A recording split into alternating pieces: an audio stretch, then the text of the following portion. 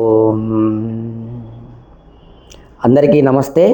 ఈరోజు తెలుసుకోయేటటువంటి వేదమంత్రము ఓం యాస్తిష్టతి చరతి యచ్చ వంచతి యో నిలాయం చరతి యః ప్రదంకం ద్యౌస్సం నిషధ్యయన్మన్నతే రాజా తద్వేదా వరుణస్తృతీయః.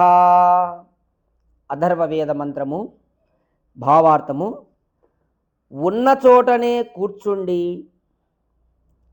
ఒక్కడే స్వయంగా తానే అన్ని చోట్లకు పోయి ఎవరెవరు ప్రతంకం అంటే భయాలను అంటే భయంకరమైన పాపాలు చేస్తారో వారి మధ్య రహస్యంగా ఉంటూ ఇద్దరు కలిసి దురాలోచనలు చేసేవారి మధ్య అంతర్యామి అయి ఉంటూ వరుణరూప భగవానుడు మూడవ వాడై మధ్య గుప్తంగా ఉంటూ సమస్త విషయాలను గ్రహిస్తాడు. చూడండి, ఇక్కడ ఈ మంత్రంలో భగవంతుని యొక్క గొప్పతనాన్ని చెప్తున్నాడు. ఎవరు చెప్పేది? భగవంతుడే చెప్తున్నాడు. నేను ఎలా ఉంటాను అని ఆయన చెప్తున్నాడు ఈ మంత్రం ద్వారా. వివరణ చూడండి. పాపవాసన ప్రభావము చేత కొందరు, పాప చింతన వలన మరికొందరు ఎన్నెన్నో పాపాలను నిత్యము చేస్తూ ఉంటారు. మనం పాపాలు ఎలా చేస్తున్నాము అనే విషయంగా చెప్తున్నాడు ఇక్కడ. చూడండి, పాప వాసన ప్రభావము చేత.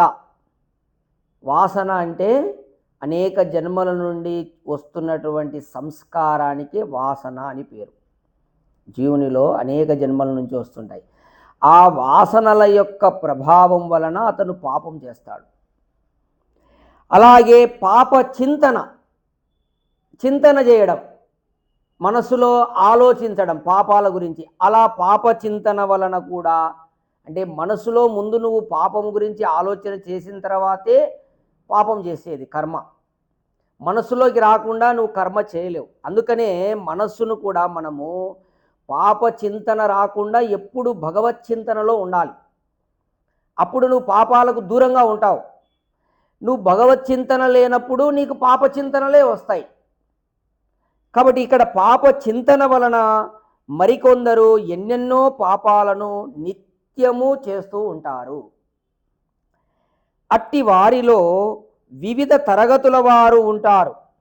కొందరు ఉన్న చోటనే కూర్చుండి, మరికొందరు స్వయంగా తామే అన్ని చోట్లకు వెళ్ళి అన్ని చోట్ల నిత్యము పాపకార్యాలను మోసాలను చేస్తూ ఉంటారు. చూడండి, దీంతో కూడా మళ్ళా కేటగిరీలు ఉన్నాయి, తరగతులు ఉన్నాయంట. కొందరు కూర్చొనే పాపాలు చేస్తుంటారంట, ఒక చోటనే కూర్చొని.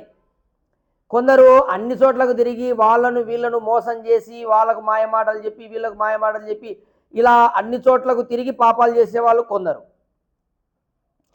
ఈ రీతిగా ఒక్కరే కాక మరికొందరిని కూడా తమతో కలుపుకొని రహస్యంగా దురాలోచనలు చేసి పాపకార్యాలను చేస్తూ ఉంటారు. అయితే ఈ పాపకార్యాలన్నీ ఎలా జరుగుతాయి? రహస్యంగా జరుగుతాయి. దురాలోచనలు రహస్యంగా చేసి అందరు కూర్చొని ఈ పాపకార్యాలను చేస్తూ ఉంటారు. వారంతా కూడా తాము చేసే పాపకృత్యాలను ఎవడూ గుర్తించలేదని భావిస్తూ ఉంటారు.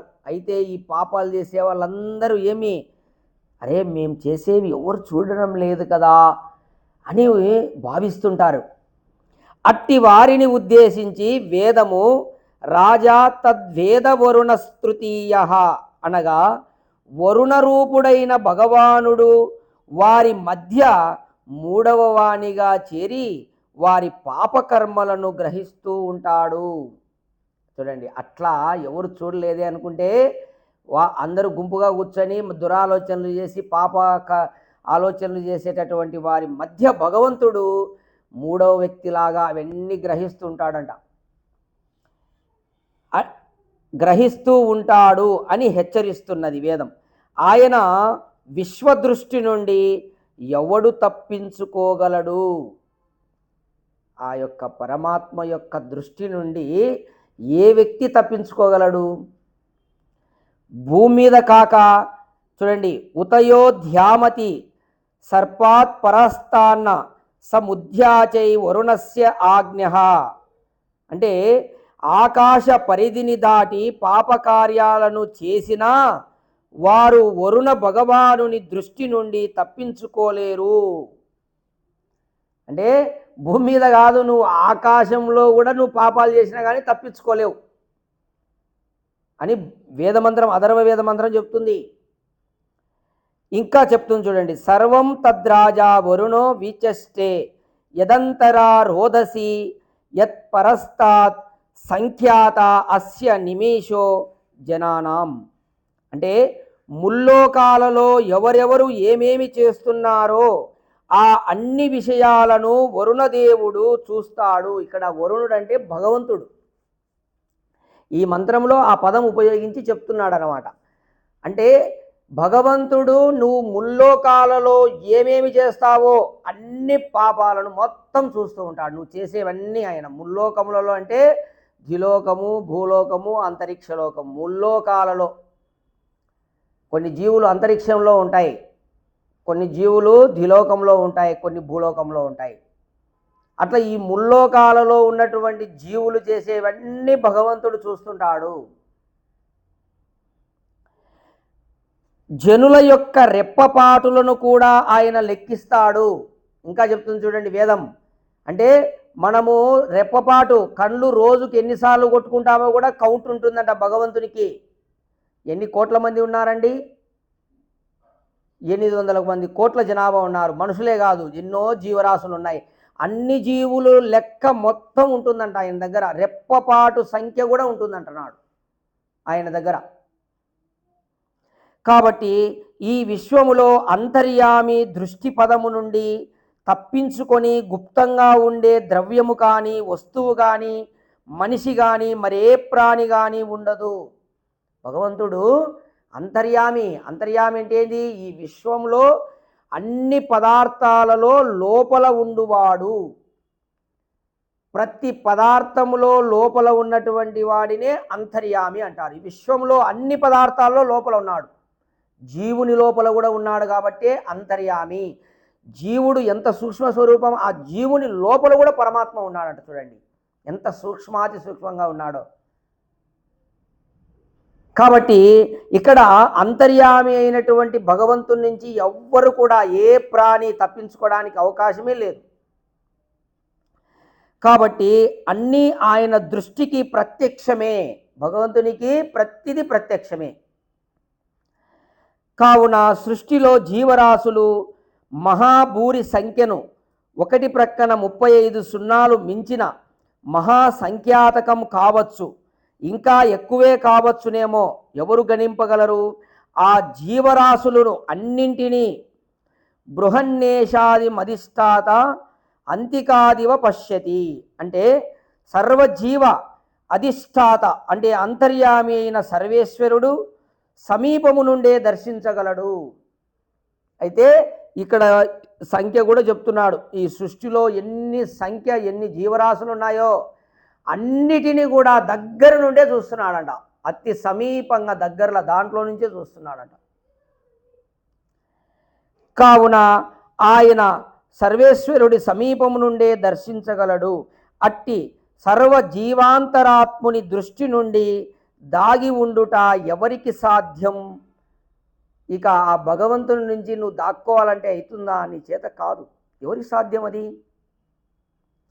కాబట్టి ఏ విధంగా పాపకార్యాలను చేసినా అవి ఆ సర్వభూతాంతరాత్ముని దృష్టిపథానికి వస్తాయన్న ఎరుకతో మానవులు సావధానులై సత్ప్రవర్తనులు కావడం వారికే శ్రేయస్కరము.